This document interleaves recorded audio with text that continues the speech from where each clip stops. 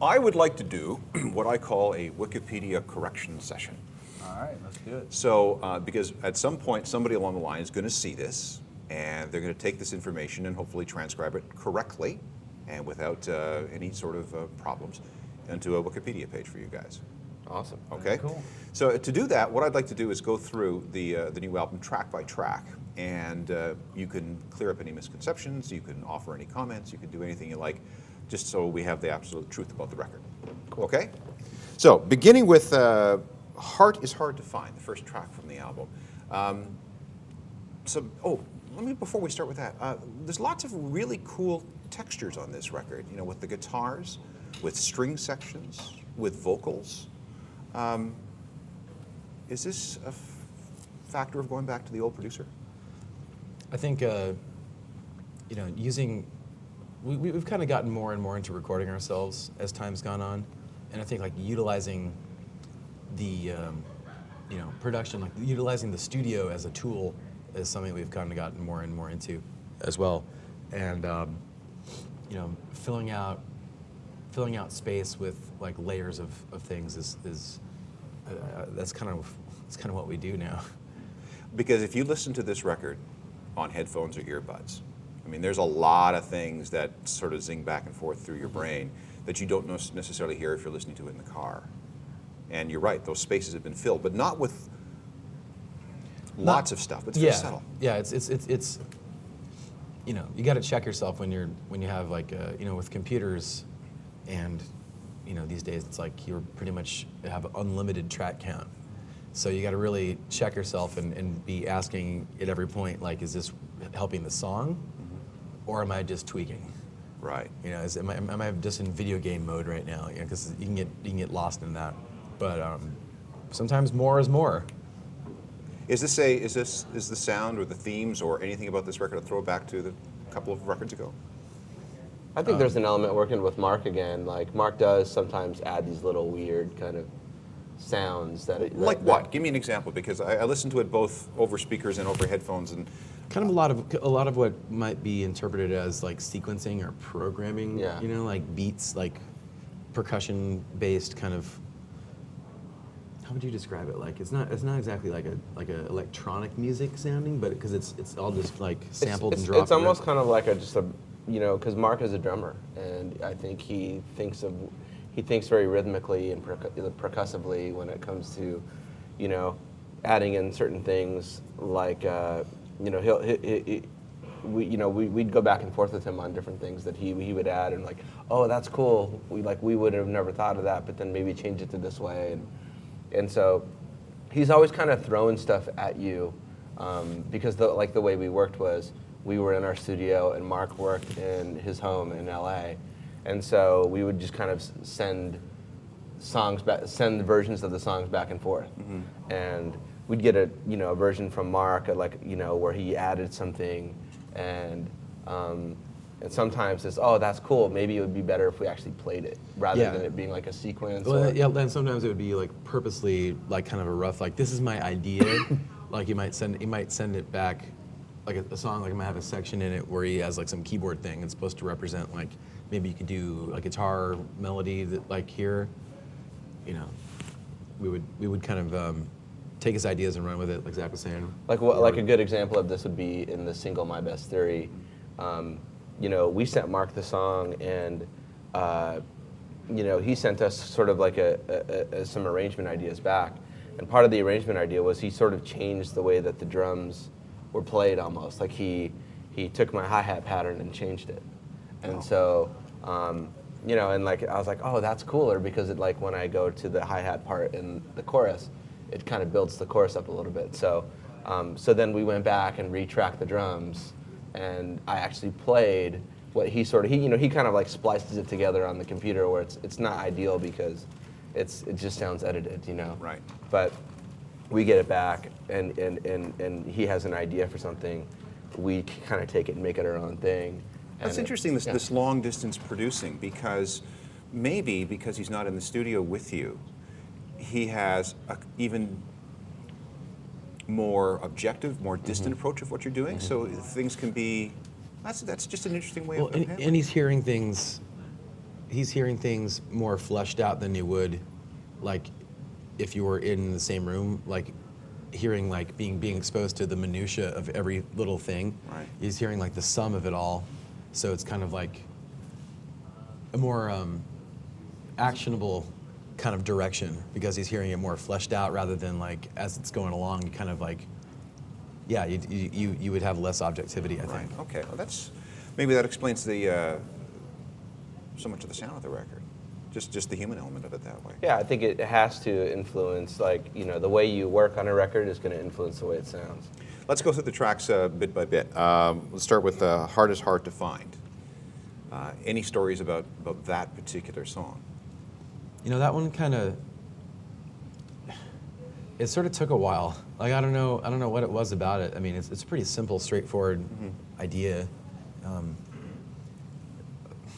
I think sometimes you have to go down the road of exploring all the options for something, and where you end up is kind of not all that far from where you started, but you do have to kind of take that big circle to get to really sell yourself on that your initial instinct is right, and that was one that I think took us a while to get to that place.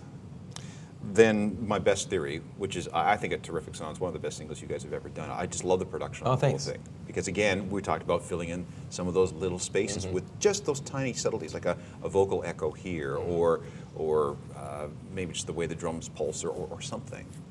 Right. Great single. Any stories there? That one kind of came together pretty fast when it started out. We were just laying down, like, I can't remember exactly how it started, but the idea was to kind of make this, just as a prompt for an idea, like kind of go for a sort of dancier song. And we're just like, set the BPM at 120, and Zach did this 4 on the floor beat, and then... Yeah, basically the beat that's on the chorus. Like we set the tempo, and then I just came up with that beat. And I think we left the studio, and Rick laid down a bass line. And we came back, and then I think really the song took shape. Jim threw down that riff, and it was like, oh, that's it. Like that. We got to build the song around that riff, and so. Yeah, sometimes it comes together. Sometimes, like half an hour later, like the basic form of the song was done. Yeah. Next track is Evidence, which is a kind of an anthemic in sort of a way. Yeah, I think the hook with the Evidence is just how loud it gets. It's just kind of like it's interesting because there's not like a typical kind of chorus hook. It's just there's repeating lyrics, but I think the main hook with that is just how loud it gets in the. Yeah, I can see the audience just kind of swaying to that one as it becomes more and more. Yeah. By the end of the song, like that's one we've been playing out live lately, and by the end of it, they get it. They're bobbing around. Yeah, it's a fun one to play. Higher Devotion is track 4, and it's got some really cool guitar sounds in it. Cool, thanks. When I was listening to it the first time, I was like, is that a guitar? Or where did that sound come from? Right. So I guess that's the opportunities that present themselves when you have your own studio. Yeah. Are you using any weird effects or just having an opportunity to experiment with stuff you got? We have like a pretty good collection of amps and like effect pedals and things we've collected over the years. Anything old and vintage or? Probably the. Yeah, we have tons of stuff. We have like a little Fender Champ that we use a lot. A lot of the bass stuff was done through that little guitar amp, right, Rick? Really? Through a guitar amp? Well, layered. So we'll have just a signal direct from the bass guitar, and then we'll have one through a bass amp, and then we'll put a third layer on sometimes, and sometimes it's a little tiny guitar amp. What does that do to the sound? Like one signal, like we'll just kind of split it into 3. So like you're recording one performance through 3 different like chains. Right. And then later on you can see like how much of which you want. Like you blend can them, sort of yeah. like balance, make a audio balance of the 3 signals. Sometimes you might kick on the really heavy low thing for just a particular section of a song. and like use the thinner kind of more. It just depends on the song. Okay, well that explains a lot of what I heard with the record too, is because I was thinking, wow, whoever mixed this really did a really good job, because there's I can't remember which song it is, but the bass is way up high and it's just propelling the song forward. Yet the lyrics are, it's almost like the lyrics are in a valley between this huge bass sound, Right. but they're not lost. Okay, so a technical tip, thank you. Yeah. Okay, I understand now. Movie-like.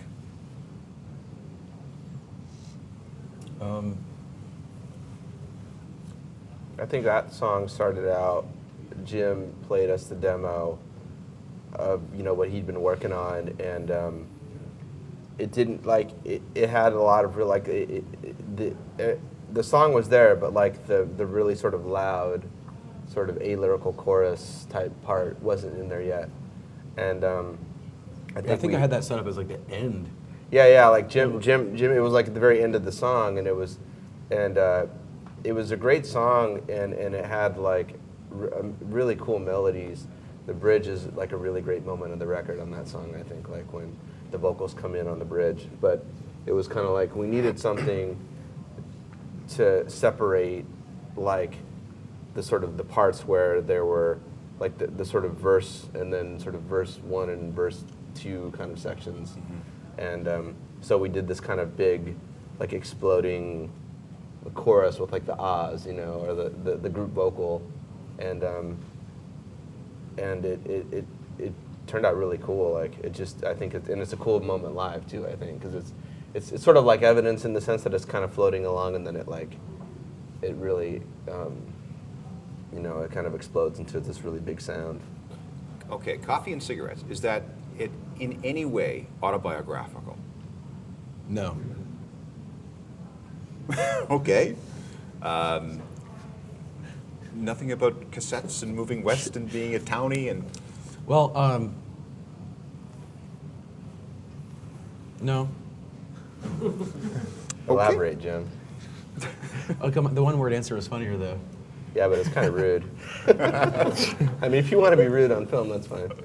No, I'm sorry. I'm just kidding around. No, I mean it's just kind of like the like the reference to I grew up listening to cassettes. I guess so that's somewhat autobiographical. Like the first records that I had were cassettes. And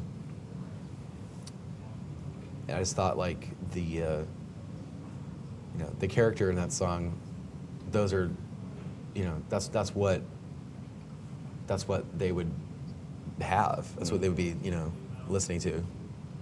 They'd be rolling across the country with with two cassettes on auto repeat. Yeah, basically, yeah, road trip across the country with only a couple of records to listen to. Explore Music wears English Laundry apparel.